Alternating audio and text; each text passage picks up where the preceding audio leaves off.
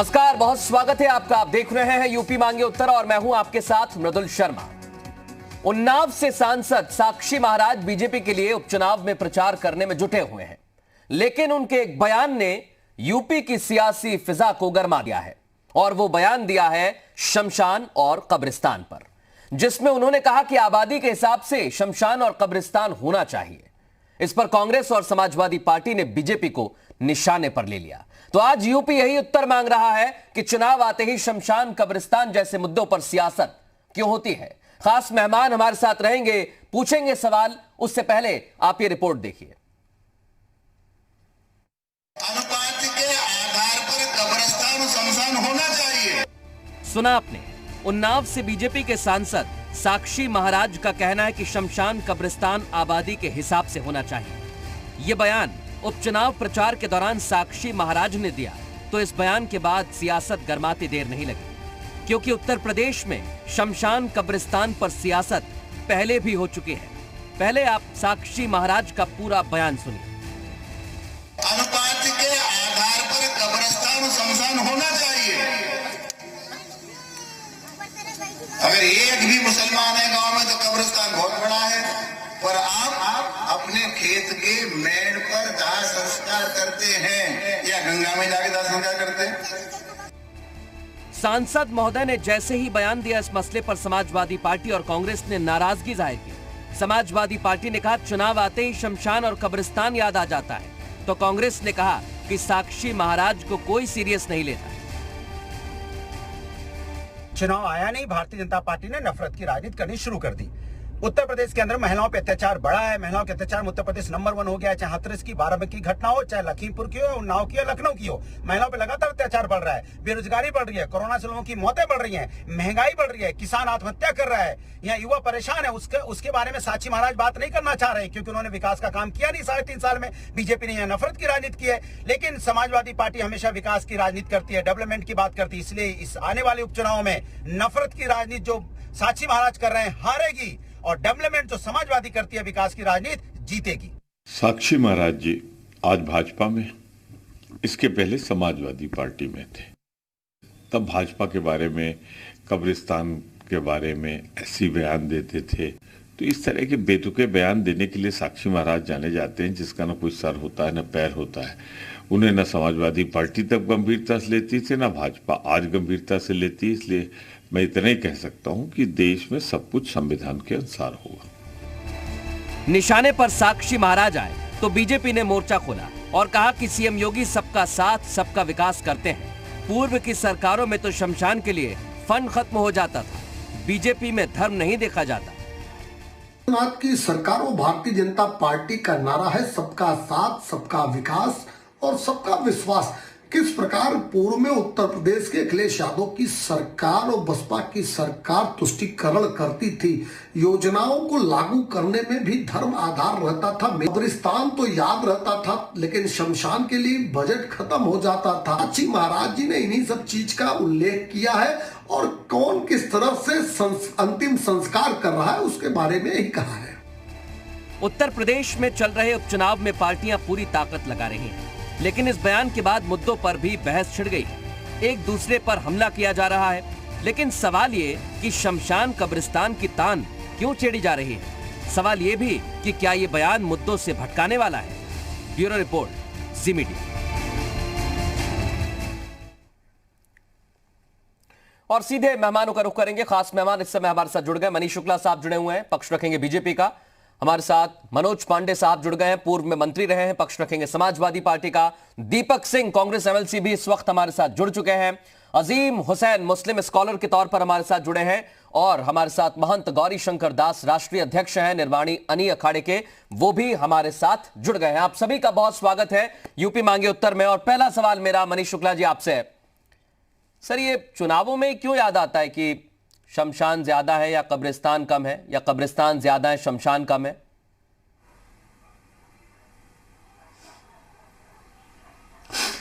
देखिए मृदुल जी, आपका सवाल बहुत वैलिड है, और थोड़ा समय देंगे तो निश्चित रूप से ये सवाल और ये जवाब कैसे खड़े हुए हैं वो मैं जरूर बताना चाहूँगा।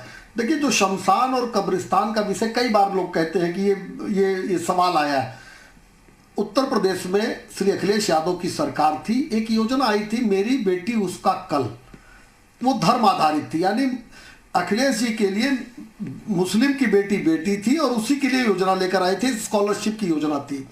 दूसरा, उन्होंने कब्रिस्तान की दीवारों को बनाने के लिए, बाउंड्री वॉल बनाने के लिए एक योजना चलाई, लेकिन शमशान के लिए कोई योजना नहीं चलाई थी। ये सवाल वहीं से खड़ा हुआ था। आपको ध्यान में होगा, मैंने कहीं कई जगहों पर इस बात को कहा भी कि किस तरीके से केवल धर्म के तुष्टीकरण के लिए उत्तर प्रदेश में आतंकवादियों को छोड़ने की पैरवी की गई थी। तो निश्चित रूप से ये सवाल खड़े होंगे, क्योंकि जब भारतीय जनता पार्टी की सरकार आई, हमने शौचालय दिया, कोई धर्म जात नहीं देखी, हमने आवास दिया, कोई धर्म जात नहीं देखा, हमने गैस का सिलेंडर दिया, कोई धर्म जात नहीं देखा, हमने जनधन खाते खोले, कोई धर्म जात हमने नहीं देखा। तो सरकार का कौन सा स्वरूप होना चाहिए, इसको लेके साक्षी महाराज जी ने इस विषय को रखा है। मैं मनीष शुक्ला जी बहुत छोटी चीज जानना चाह रहा हूं, क्योंकि आपने कहा कि अखिलेश सरकार में धर्म के आधार पर योजनाएं बनी। मैं सिर्फ इतना पूछ रहा हूं सर कि साक्षी महाराज जो हैं, 2019 का जब लोकसभा का चुनाव आता है तो भी शमशान और कब्रिस्तान की बात होती है, अब उपचुनाव चल रहा है तो भी शमशान और कब्रिस्तान की बात होती है। सर आपकी सरकार है, आप बेहतर समझिए, जानिए, काम करिए कि कहां कितने शमशान बनने चाहिए, कितने कब्रिस्तान बनने चाहिए।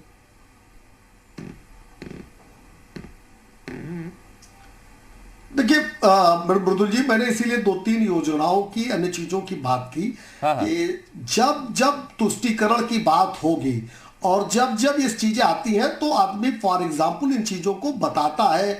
जब हम अपनी योजनाओं के बारे में बताएंगे और हमको कोई कहेगा नहीं नहीं आप उस विचारधारा को, उस चीज को करते हैं, तो हम एग्जाम्पल में इन चीजों को व्यक्ति बताता है, जब चुनाव में खड़ा होता है तो एग्जाम्पल देता है कि किस तरीके से पूर्व की सरकारों में तुष्टीकरण के लिए इस हद तक सरकारें जाती थी। आप सोच सकते हैं आजाद भारत में कि योजना धर्म के आधार पर बनेगी? आप सोच सकते हैं, अभी प्रमोद तिवारी जी की बाइट में देख रहा था, कह रहे थे कि नहीं, इस तरह से कैसे बोला जा सकता है। प्रधानमंत्री रहते श्री मनमोहन सिंह जी ने कहा कि देश के संसाधनों पर पहला हक मुसलमानों का है। संवैधानिक पद पर बैठा हुआ व्यक्ति प्रधानमंत्री श्री मनमोहन सिंह ने इस बात को कहा था। मैं इस पर आ रहा हूं क्योंकि पिछली सरकार, ये लोग किस मुंह से बात कर रहे हैं? योजनाओं को हमने कभी, हमारी सरकार ने कभी योजनाओं में पूछना चाह रहा हूं। दीपक सिंह रावत जी, मैं आ रहा हूं। मनोज पांडे जी आपके पास आ रहा हूं। पहले आपके पास ही आ जाता हूं क्योंकि आपकी सरकार की योजनाओं का जिक्र किया है। जब आप करें तो सर अच्छी बात है, और साक्षी महाराज कह दें तो बोले ये तो ध्रुवीकरण कर रहे हैं। बिल्कुल मृदुल जी, अभी हमारे साथी ने जो आरोप लगाया है, मैं समझता हूं कि इस बात को, सही बात प्रदेश के सामने आना बहुत जरूरी है।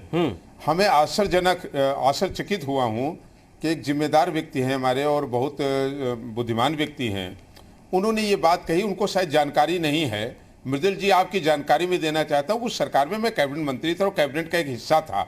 428 करोड़ रुपए कुल दिए गए थे शमशान भूमि के लिए और कब्रिस्तान के लिए, और उसमें मैं आंकड़े भी बताना चाहता हूं। 213 शमशान के जो केंद्र थे उनकी बाउंड्री बनी थी और 217 शमशान भूमि बनी थी, जिनमें हमारी ही अकेली विधानसभा में 5 बनी थी।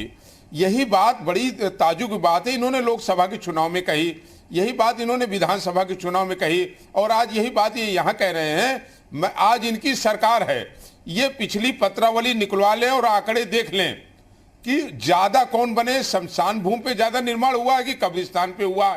चूंकि इनके पास कोई और मुद्दा नहीं है, ये केवल धर्म की राजनीति पर लोगों को बांट करके राजनीति करना चाहते हैं। यही काम उपचुनाव हो रहा है, साक्षी जी कह रहे हैं।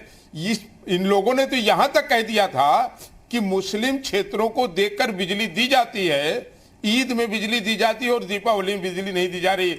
एक लोकतांत्रिक राज्य में और लोकतांत्रिक देश में, मृदुल जी आप वरिष्ठ पत्रकार हैं, ये फीडर कैसे तय किए जा सकते हैं कि इस फीडर में मुस्लिम रहता है, इस फीडर में हिंदू रहता है? मैं वही चीज पूछना चाह रहा हूं, जात और धर्म की राजनीति को कहां तक ले जाएंगे? मैं आपसे वही चीज पूछना चाह रहा हूं मनोज जी। एक मेरा और सवाल है, क्योंकि बीजेपी कहती है कि आप जब शमशान की बात करते हैं आपकी सरकार में, तो आपके पास पैसे खत्म हो जाते हैं।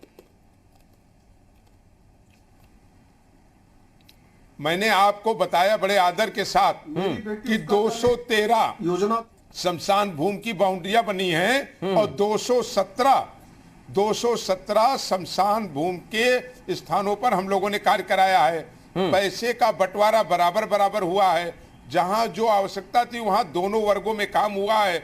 लेकिन मैंने कहा ना कि ये वो लोग हैं जो धर्म की राजनीति के नाम पर क्यों वोट बटोरते हैं। इन्हें इस हिंदू मुसलमान से मतलब नहीं है, इन्हें वोट से मतलब है। आज उपचुनाव हो रहा था, इस मुद्दे को उठाया गया। मैंने उदाहरण दिया कि एक देश के बड़े जिम्मेदार बड़े नेता ने अपनी एक बड़ी जनसभा में कहा कि ईद में बिजली दी जाती थी, इस पर भी हम चर्चा करेंगे और इस पर चर्चा हुई भी है, ये सरकारें बनने से पहले चुनाव में कहती है कि हमारी सरकार आएगी तो आपको पूरी बिजली देंगे, लेकिन कैसे ये तय किया जाएगा कि किस जगह पर कितनी जनसंख्या है। इस पर मैं सवाल लूंगा मनीष जी से, लेकिन पहले दीपक सिंह जी हमारे साथ मौजूद है। दो बातें मनीष शुक्ला जी ने कही, उसका जवाब तो मैं लेना ही चाहूंगा। दीपक जी, वो कह रहे हैं कि जब मनमोहन सिंह कहते हैं कि एक विशेष धर्म के लिए संसाधनों का पहला हक है तो अच्छा है, साक्षी महाराज ने कह दिया कि शमशान बना लो तो बुरा है, क्यों?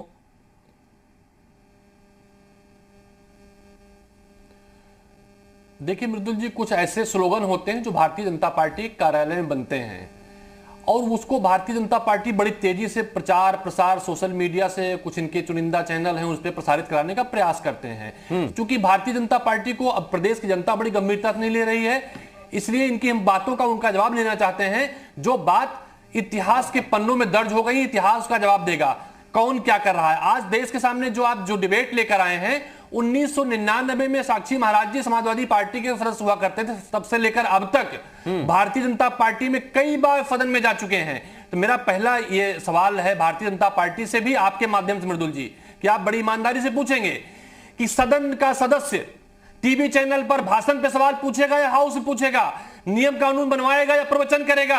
अगर कोई चुनाव आएगा तो मैंने एक जानी यूनिलीवर की फिल्म देखी थी, वो कोई प्रश्न करते हैं पूछता है, उसकी जवाब आता है अब्बा डब्बा जब्बा, अब्बा डब्बा जब्बा। तो भारतीय जनता पार्टी के लोग जब चुनाव आएगा तो एक रटा रटाया स्लोगन अब्बा डब्बा जब्बा बोलेंगे। या आज उत्तर प्रदेश महंगाई की मार से त्रस्त है, तब महंगाई को लोग डायन कहते थे। इनके नेता डिब्बे लेकर, इनके सिलेंडर लेकर, सब्जी की माला बनाकर रोड पर बैठते थे। जनता इनसे उसका जवाब चाहती है। जिस बांगर मऊ में भाषण दिया है, बांगर मऊ में साक्षी महाराज खुद भारतीय जनता पार्टी को हराना चाहते हैं। बांगर मऊ से आरती वाजपेयी कांग्रेस के कैंडिडेट हैं, वो जीत रही हैं। ऐसे मौके पर भारतीय जनता पार्टी का फर्ज बनता है वो मुद्दों से गुमराह करे, ये ध्यान भटकाए, गुमराह किया जा रहा है, इसका मैं जवाब लूंगा। लेकिन इसका जो धार्मिक पहलू है, इससे ध्यान भटकाए, इसका जो धार्मिक पहलू है वो भी मैं पहले एक एक छोटा कमेंट ले लेता हूं, उसके बाद मैं मनीष शुक्ला साहब से इकट्ठा जवाब लूंगा। अब मैं अजीम हुसैन साहब आपके पास आ रहा हूं, क्योंकि साक्षी महाराज का जो बयान है अगर उसे आप पूरा पढ़ेंगे तो उसमें उन्होंने बहुत सारी चीजें कही हैं। सबसे अहम तो उन्होंने कहा है कि एक बड़ा भूभाग आरक्षित कर लिया जाता है कब्रिस्तान के बहाने। क्या ऐसा हो रहा है? और नहीं हो रहा है तो साक्षी महाराज क्यों कहते हैं फिर ऐसी बात?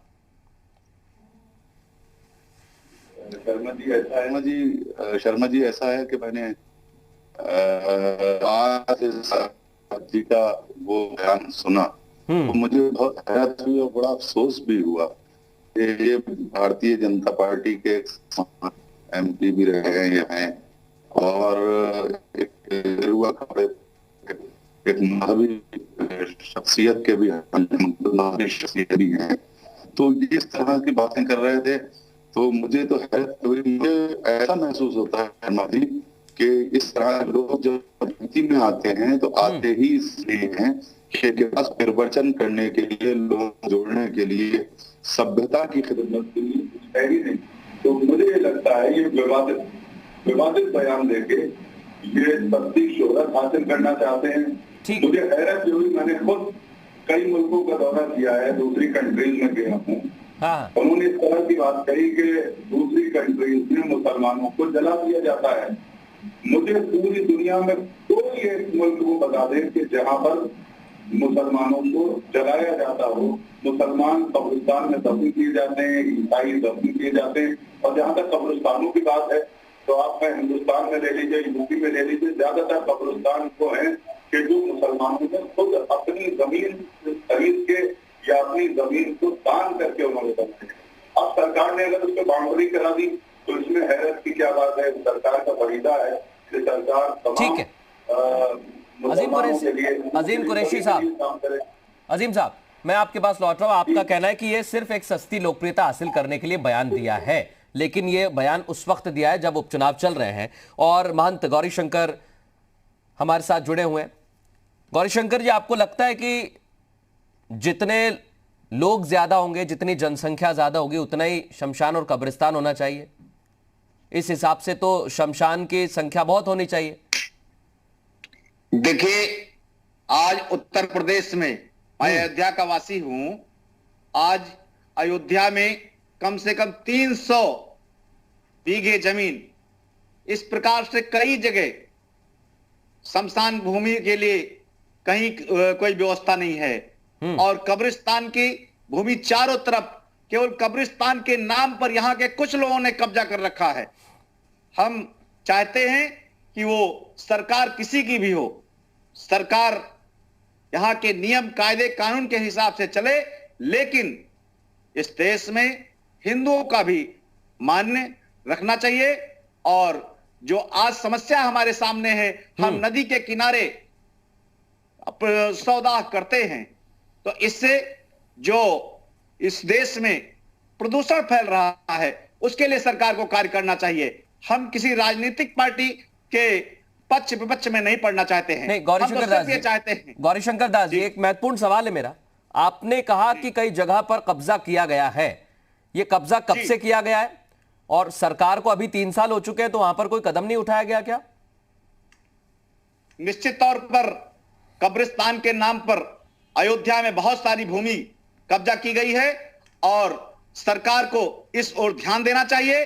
और यहां एक जो यहां की आबादी है, हिंदुओं की बड़ी आबादी है, उसको यहां एक जगह व्यवस्थित करके शमशान भूमि को बनाना चाहिए।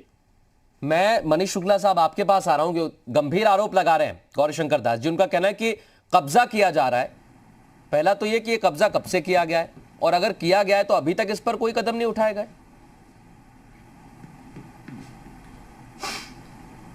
देखिए मृदुल जी, 3-4 चीजों का मैं जवाब देना चाहूंगा। एक तो आपने जिन प्रतिनिधियों से जो सवाल किया उसका जवाब किसी ने नहीं दिया। मनमोहन सिंह ने जो कहा था उसका जवाब दीपक सिंह ने नहीं दिया, दूसरी बात कहने लगे। श्री मनोज पांडे जी कैबिनेट के मिनिस्टर थे, उन्होंने नहीं बताया कि मेरी बेटी उसका कल उसकी क्राइटेरिया क्या थी। आज बताएं, वो कैबिनेट के मिनिस्टर थे उस समय, उनको बताना चाहिए। उन्होंने इस बात का जवाब नहीं दिया कि केवल धार्मिक रूप से तुष्टिकरण करने के लिए आतंकवादियों को छोड़ने की पैरवी की, उन आतंकवादियों को जिन्होंने कचहरियों में बम विस्फोट किया, संकट मोचन में बम विस्फोट किया, वाराणसी के विभिन्न स्थानों पर बम विस्फोट किया, केवल तुष्टिकरण करने के लिए किया था। तीसरी बात, अभी जो मुस्लिम स्कॉलर बैठे हैं उन्होंने कहा कि कब्रिस्तान की अगर बाउंड्री बन गई तो किसी की आपत्ति है, हमारी कोई आपत्ति नहीं। हमने तो ये कहा कि डिस्क्रिमिनेशन नहीं होना चाहिए, उनकी भी बनाइए। और सरकार का जो दायित्व होता, जैसे हमारी सरकार ने किया, अगर आवास दिया तो बिना जात धर्म देखे दिया, अगर हमारी सरकार ने शौचालय दिया तो बिना जात धर्म देखे दिया, अगर हमने गैस सिलेंडर दिया तो बिना जात धर्म देखे दिया। उसी तरीके से जाति और धर्म नहीं देखना चाहिए, लेकिन प्रधानमंत्री और मुख्यमंत्री जैसे लोगों ने देखना चाहिए मनीष शुक्ला जी। लेकिन हम भी यही पूछ रहे हैं और हमारा सवाल बड़ा जायज है।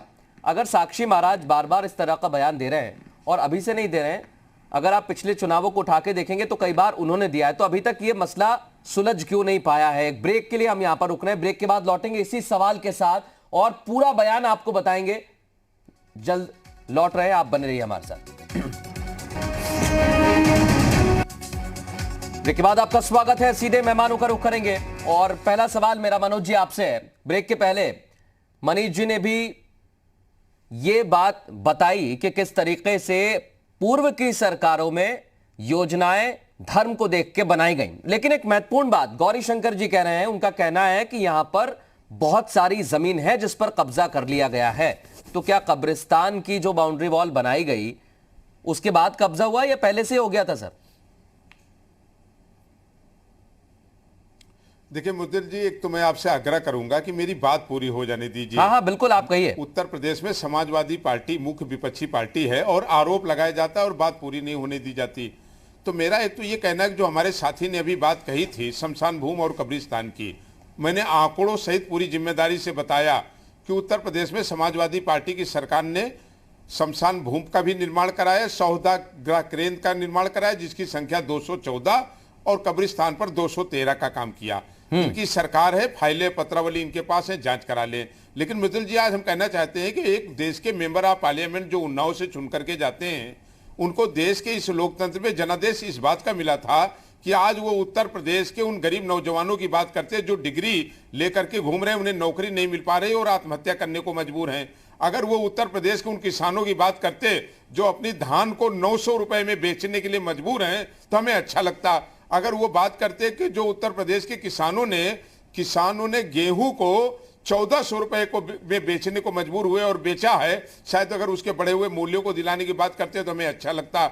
शायद वो उत्तर प्रदेश के लौटे हुए अप्रवासी मजदूरों पर चर्चा करते और कोई बयान देते तो हमें अच्छा लगता। उत्तर प्रदेश के माइनस में गए जीडीपी पर अगर आज वो चर्चा करते तो हमें अच्छा लगता। लेकिन ये क्या कारण है कि चाहे पार्लियामेंट का चुनाव हो, चाहे राज्य का चुनाव हो और चाहे उप चुनाव हो, तो कब्रिस्तान की और उसके बाद सौदागर केंद्र की बात होने लगती है। 3.5 साल तक तो ये बात नहीं हुई। हमारे साथी मनीष जी अभी बात कर रहे थे बराबरी की। मनीष जी, मैं आपसे बताना चाहता हूं कि मैं सदन का सदस्य हूं। इसी सदन में आपकी सरकार ने घोषणा किया कि हर विधायक को 5-5 करोड़ रुपए दिया जाएगा। घोषणा तो ये हुई सरकार में कि हर विधायक को 5 करोड़ रुपए दिया जाएगा। हम भी चुन के आए और 5 लाख की जनता हमारे क्षेत्र की है। लेकिन जब आपका आदेश जाता है तो उसमें लिखा जाता है कि भारतीय जनता पार्टी के केवल विधायकों को दिया जाएगा और उसी विधायक को मिलेगा जिसमें जिला अध्यक्ष भाजपा अपनी संस्तुत करेगा। मैं यही पूछना चाह रहा हूं ना, मैं यही पूछना चाह रहा हूं, अगर कोई भी योजना बनी है तो उसको धर्म के आधार पर क्यों बनाया गया? आपका कहना है कि आपकी सरकार के दौरान ऐसा कुछ भी नहीं हुआ, आपकी सरकार ने काम किया, लेकिन अब ये बात क्यों उठाई जा रही है? मनीष जी, इसका जवाब दीजिए, उसके बाद मैं नहीं इसलिए उठाई जा रही मैं पूछ लेता हूं मनीष जी, उठाई जा रही मैं मनीष जी से पूछ रहा हूं सर, मैं आपके पास लौट रहा हूं वापस, एक एक करके आप अपने अपने सवालों का जवाब लीजिए। उसके बाद दीपक जी आपके पास आ रहा हूं। तीन बातें मैंने कही। एक कब्रिस्तान और शमशान की बात कही, हाँ। जिसमें कब्रिस्तान की दीवार का निर्माण किया गया था, शमशान की चिंता नहीं की गई थी। दूसरी बात मैंने कही, योजना का नाम भी मैंने बताया कि मेरी बेटी उसका कल। ये योजना धर्म आधारित योजना आई थी, केवल अल्पसंख्यक नहीं, केवल मुसलमानों की लड़कियों के लिए आई थी। पांडे जी तब भी कैबिनेट मिनिस्टर रहे ही होंगे, आज भी मेंबर है, उस पर उनका कोई एक बार भी जवाब नहीं आ रहा है।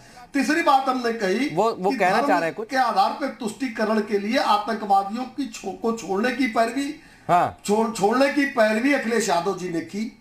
मैंने 3 बात की, इनका एक भी जवाब नहीं आ रहा। मैं कहा लेकिन मनीष जी मेरी बात तो सुनिए, अगर वो तुष्टीकरण कर रहे हैं तो फिर साक्षी महाराज जी क्यों कहते हैं कि हमारे धैर्य की परीक्षा न ली जाए?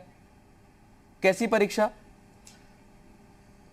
नहीं मृदुल जी, इस बात देखिए, जब चुनाव के भाषण होते हैं तो तमाम चीजों को कंटेस्ट के आधार पर बोला जाता है। हम जब ये कहेंगे कि देखिए हम तो कहिए ना, वोट के लिए बोला है साक्षी महाराज ने, ऐसा कह रहे हैं भी अपराधियों पे कार्रवाई जाति और धर्म को उठाकर जाति और धर्म के आधार पर हम नहीं करते। हम दावे के साथ कर रहे हैं। मनोज पांडे जी हैं, बता दें एक योजना जिसमें धर्म आधार हो या जाति आधार हो, हम कह रहे हैं कि पांडे जी बैठे हैं, एक कार्रवाई किसी भी अपराधी के ऊपर मनोज जी से जवाब लूं? गई हो, हाँ, मनोज जी सिर्फ मैं 30 सेकंड का आपको समय देता हूं। अगर आप योजनाओं पर, क्योंकि वो 3 बार पूछ चुके हैं, वो कह रहे हैं आप योजनाओं पर बोलने को तैयार क्यों नहीं होते हैं? आप अगर पाक साफ हैं, तुष्टीकरण नहीं कर रहे तो बताइए फिर।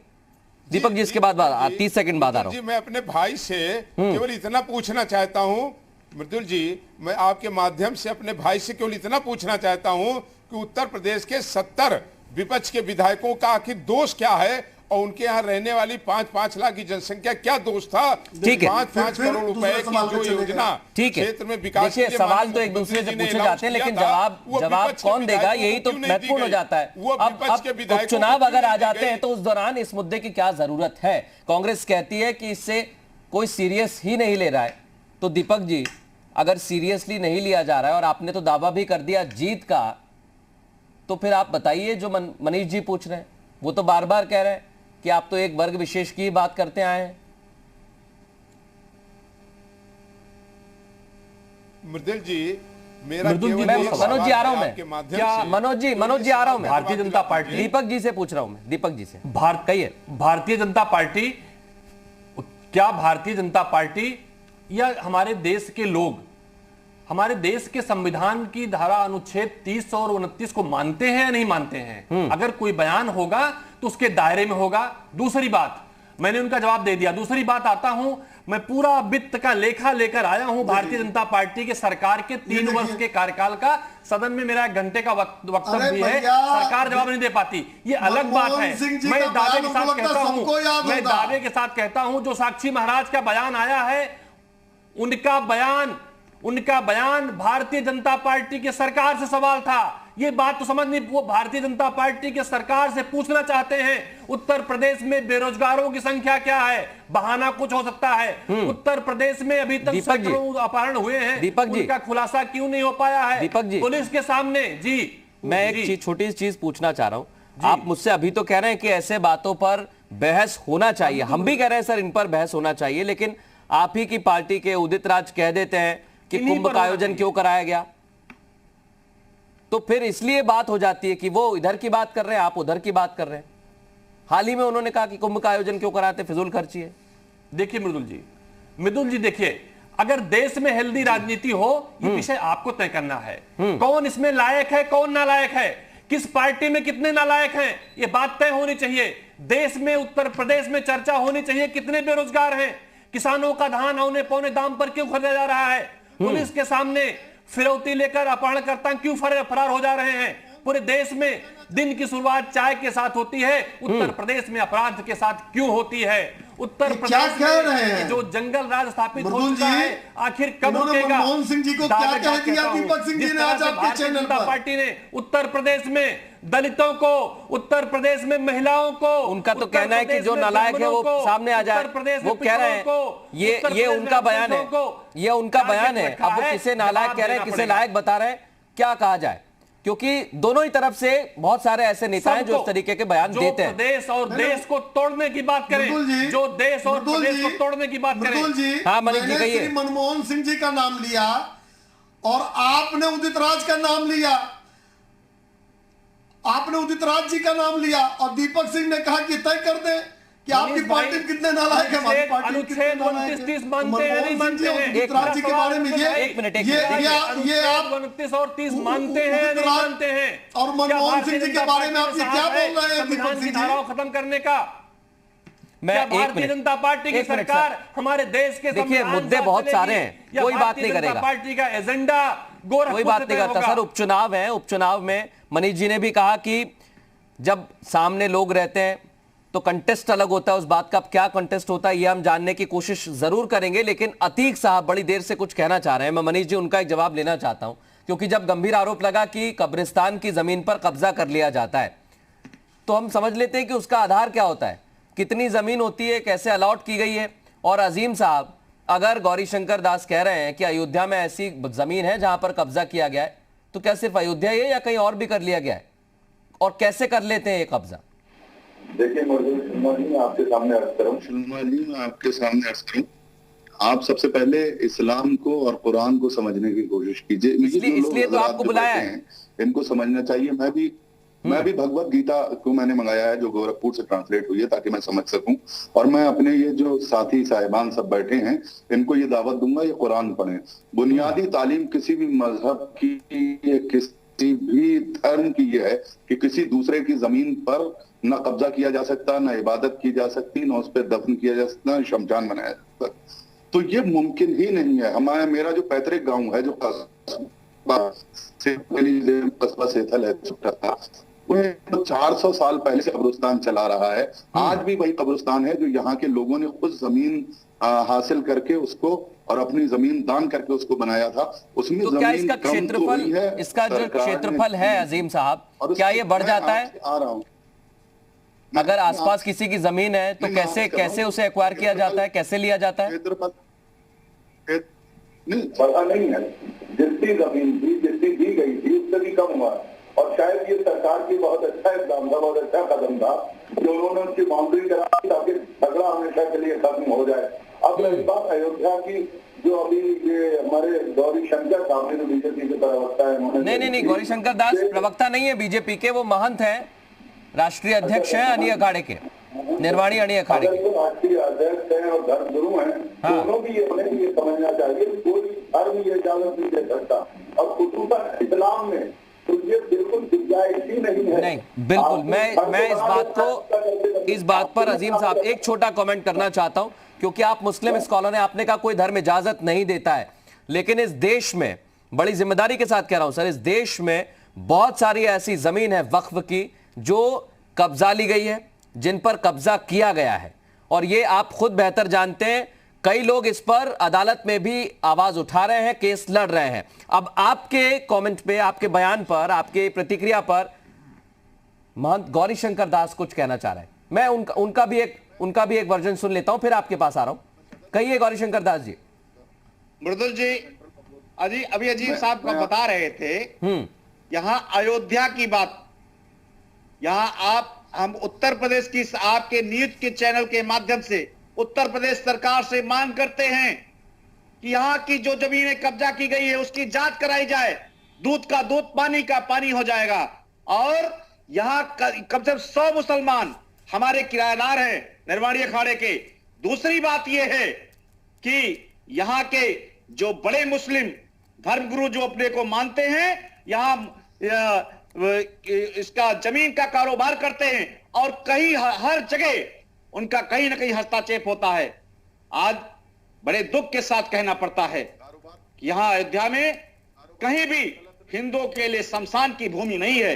मैं आपके चैनल के माध्यम से उत्तर प्रदेश सरकार से मांग करता हूं कि अविलंब हिंदुओं के लिए शमशान भूमि व्यवस्थित कराई जाए, और जो आज हम सरजू नदी के किनारे दाह संस्कार करते हैं, नदी में प्रदूषण फैलता है, देश में प्रदूषण फैलता है, लेकिन ये इससे हम मुक्ति मिले हमें। मैं गौरी शंकर दास जी, क्योंकि यहाँ पर अगर आप विधायक और सांसद देखेंगे, उसकी जिम्मेदारी आपकी सरकार की है, सरकार को चाहिए कि इंतजाम करवाए। मैं वही कहना चाह रहा हूं ना, अगर आप विधायक और सांसद को देखेंगे, अजीम साहब जरूरत नहीं है। एक सेकंड अजीम साहब, मैं वहीं पर आ रहा हूं। सबसे पहले डायरेक्ट सवाल करने से पहले आप स्थानीय जनप्रतिनिधि से सवाल जवाब करते हैं। अगर वहां तक बात नहीं पहुंची है मनीष जी, और गौरी शंकर दास जी बड़ी जिम्मेदारी के साथ कह रहे हैं कि आप जांच करा लीजिए, कब्जा मिलेगा आपको जमीन पर। जी बिल्कुल। मनीष जी एक मिनट, अजीम साहब के नाम बदलने में लगी हुई है, उसे ये चाहिए। जी मृदुल जी, मैं उसी बात पर आ रहा हूं। अजीम साहब कह रहे हैं कि आपकी सरकारें जांच कराइए, और गौरी शंकर दास जी तो दावा ठोक कर कह रहे हैं कि जांच होनी चाहिए क्योंकि कब्जा किया जा रहा है, और इसके लिए बहुत सारी जमीन देखिए मृदुल जी, हमारी मृदुल जी, हाँ कहिए, हमारी सरकार बनने के बाद लगातार जितनी भी सरकारी गैर सरकारी जमीनों पे कब्जे हुए हैं उनको खाली कराने की प्रक्रिया चल रही है, और बड़ी मात्रा में भूमि को खाली भी कराया गया है। अब स्पेसिफिक अभी महंत गौरी शंकर जी ने स्पेसिफिक बात की है अयोध्या की कुछ जगहों की, तो निश्चित रूप से अभी विषय सामने आएगा, क्योंकि कोई भी सरकारी गैर सरकारी जमीन पर अवैध कब्जा अगर हुआ है उत्तर प्रदेश में, तो हमने अपने घोषणा पत्र में भी कहा था, और लगातार उसको खाली कराया भी जा रहा है। लेकिन एक बात है ना सर, आपके चैनल के माध्यम से मैं एक बात कहना चाहता हूं। हाँ कहिए। कि उत्तर प्रदेश में योगी जी की सरकार है, उनकी एक दृष्टि अयोध्या में रहती है, तो आज अयोध्या का हिंदू उपेक्षित इतना क्यों है शमशान भूमि को लेकर के? मैं महाराज से निवेदन करना चाहता हूं, और हमारे अभिन्न अंग हैं, वो पहले साधु हैं, बाद में मुख्यमंत्री हैं, मैं उनसे निवेदन करना चाहता हूं आपके चैनल के माध्यम से, और भाजपा के प्रतिनिधि भी बैठे हुए हैं, मैं इनसे भी निवेदन करना चाहता हूं कि इसकी जांच कराई जाए, और दूध का दूध पानी का पानी अलग होना चाहिए। बिल्कुल। मैं एक छोटा कमेंट मनोज जी का लेना चाहूं, उससे पहले दीपक जी बड़ी देर से कुछ कहना चाह रहे हैं। दीपक जी, अब देखिए, आप कह रहे थे कि ये मसले क्यों उठाए जाते हैं। ये मसले सर इसलिए उठाए जा रहे हैं, कई लोगों की जमीन सर कब्जा ली गई है। हमने तो सुना था कि बिल्डिंग बनाने के लिए बड़े बड़े बिल्डर कब्जा लेते हैं जमीन किसानों की, लेकिन यहां तो शमशान कब्रिस्तान इन पर भी कब्जे हो रहे हैं।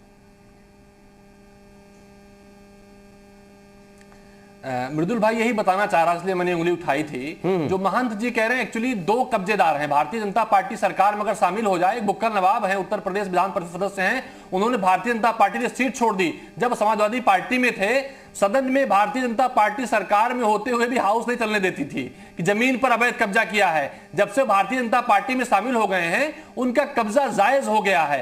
ये भारतीय जनता पार्टी का दोहरा चरित्र है। दूसरी बात, हर वक्त मनीष भाई बार बार कहते हैं आतंकी छोड़े गए। अरे भाई मनीष भाई, आप कंधार तक आतंकवादी छोड़ाते हो, आपके प्रधानमंत्री पाकिस्तान जाके बिरयानी खाते हैं।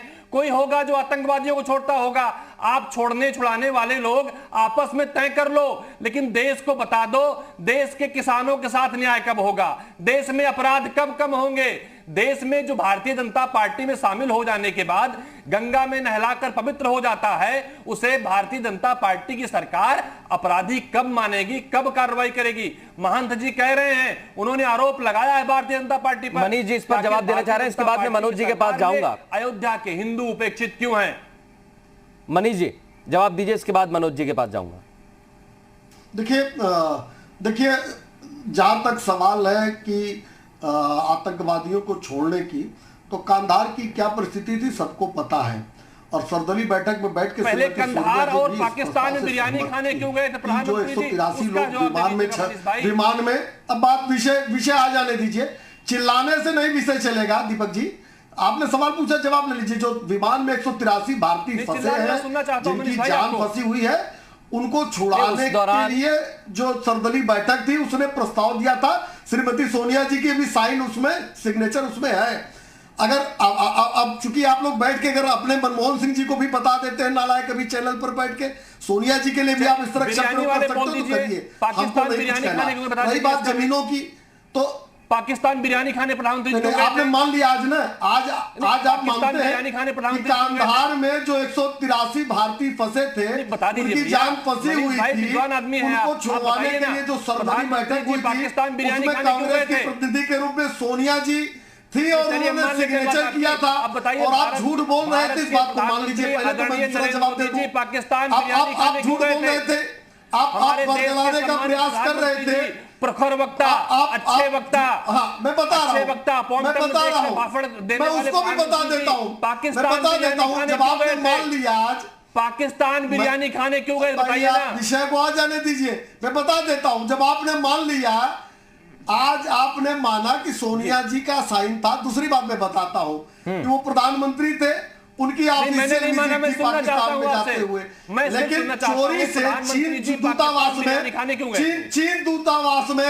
चीन दूतावास में जाने वाले राहुल गांधी जी, अच्छा राहुल गांधी के बारे में क्या कहना? चोरी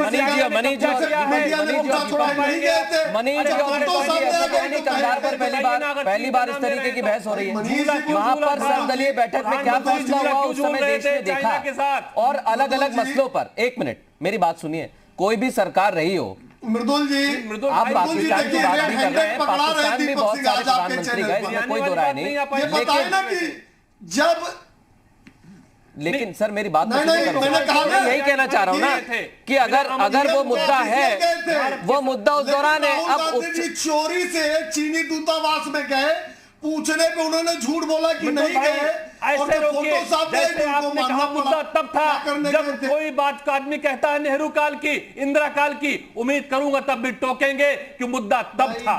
बिल्कुल सर, मैं इतिहास की दीपक जी अगर इतिहास की चर्चा करने में बैठूंगा सर जी, मेरी डिबेट में इतिहास की चर्चा करने बैठेंगे तो बहुत लंबी जाएगी। आपने कहा तो इसलिए मैं कह रहा हूं, नहीं दीपक जी, मैंने आपको बोलने का पूरा समय दिया। मनीष जी ने भी बहुत सारी बातें बताई, आपने भी बताई, लेकिन मेरा सवाल इतना सा है, मेरा सवाल इतना सा है, मेरा जवाब दिया है। हाँ आपने जवाब दिया मनीष जी, आपने जवाब दिया। मैं सिर्फ इतना पूछना चाह रहा हूँ कि अगर इन्हीं मसलों पर चर्चा करनी है तो चुनाव में उसको मैंने रेड हैंडेड सर एक दूसरे पर यह कहा जाता है कि चुनाव में सरकार की होती है, जनता के मुद्दे कहां हैं, बेरोजगारी का मुद्दा कहां है, और जब चर्चा शुरू होती है तो इतिहास के पन्ने हम सभी पलटते हैं। इसलिए मेरी कोशिश ये रहती है आज का जो मुद्दा है उस पर बात करें। मैं मनोज जी के पास जा रहा हूं, आपके पास फिर लौटूंगा। मनोज जी, आपकी सरकार में 2012 से 17 के बीच में ऐसे कई बार सवाल उठे हैं, उस दौरान भी क्या चुनाव रहे हैं सर? शमशान घाट पर और कब्रिस्तान पर उस दौरान भी सवाल उठे? अगर मैं गलत हूं तो टोक देना सर आप। देखिए मृदुल जी, ये आज पूरा देश जान चुका है और देश की 135 करोड़ आबादी जान चुकी है कि ये जो हमारे साथी हैं और हमारी जो देश की पार्टी है भारतीय जनता पार्टी, जब देश में कोई चुनाव होता है तो ये हिंदू मुस्लिम, गाय, राष्ट्रवाद, ये तमाम मुद्दे लाते हैं। 2014 में ये मुद्दा कल्पना के आधार पर पैदा किया गया था और मैंने एक सवाल किया कि इन्होंने तो ये भी कहा था कि बिजली भी केवल ईद में दी गई, बकरीद में दी गई, होली और दीपावली में बिजली नहीं दी गई। हमने सवाल पूछा आपसे ही कि आपके माध्यम से सवाल आ जाए कि क्या अभी तक कोई बिजली विभाग ने ऐसे फीडर बनाए हैं जिसमें मुस्लिम फीडर अलग हो और हिंदू फीडर अलग हो? अगर ये फीडर अलग नहीं है तो ये आरोप बेबुनियाद था। इन्होंने उस समय ये मुद्दा उठा करके कैश कराया। मैंने फिर कहा आज देश मनोज जी एक छोटा सवाल है मेरा। देखिए मनोज जी मेरी बात तो सुनिए। किसानों का आपके मैनिफेस्टो में सर, आपके मैनिफेस्टो में ये मुद्दा था, आपके मैनिफेस्टो में ये मुद्दा था और उसमें आप ही ने इस बात का जिक्र किया। सर मैंने नहीं किया। उस मैनिफेस्टो में आपने कहा कि हम कब्रिस्तान के आसपास बाउंड्री वॉल बनाएंगे ताकि कब्जा ना किया जाए। ये आप ही का मैनिफेस्टो है सर 2012 का। जी कब्रिस्तान नहीं मृदुल जी, मैं संशोधित करूंगा। कब्रिस्तान और शमशान गृह, शमशान केंद्र दोनों हमारे लोगों के जो घोषणा पत्र में था उसमें था शमशान। सर इस पर ही बीजेपी ने चुनाव प्रचार पर मनीष जी कुछ कहना चाह रहे हैं इस पर? देखिए बहुत छोटा जवाब सर। ये तो इनके पास तो एक मशीन है, इनके पास तो एक मशीन है, उल्लेख किया था उधर से डालेंगे डाकू, उल्लेख किया था। और मैं बता दूं कि बिजली के सवाल पे उधर से डालेंगे डाकू, इधर पंडित जी भी आप कई बार बिजली का सवाल पूछ रहे थे। मैं बता दूं कि आपने क्या किया। मैं भी सोच रहा हूं, थोड़ा सा समय कम है मेरे पास, समय कम है। सवाल का जवाब लेना चाहते हैं जो बिजली वाला पूछ रहे थे उधर से डाले डाकू। सर 1 मिनट बिजली पर बस 30 सेकंड सर 10 सेकंड बचे मैं पा रहा हूं। हाँ माफ कीजिएगा मनीष जी, समय थोड़ा सा कम है, समय थोड़ा सा कम है, उसमें मैं बता हुआ हूं सर, समय थोड़ा सा कम है। आप सभी का बहुत शुक्रिया, आप सभी का बहुत शुक्रिया इस चर्चा में शामिल होने के लिए। जाहिर सी बात है उपचुनाव है, हर पार्टी के लिए जरूरी है, जीत के लिए अलग अलग तरीके से प्रचार किया जा रहा है, लेकिन प्रचार में एक बार फिर शमशान घाट और कब्रिस्तान का मुद्दा आ गया है जो आज का नहीं है, दशकों से चला आ रहा है। ये 2012 से शुरू हुआ है और अभी तक ये मुद्दा चल रहा है, लेकिन इस मुद्दे पर सियासत है थमने का नाम नहीं ले रही है। एक छोटा सा ब्रेक के बाद कुछ और खबर।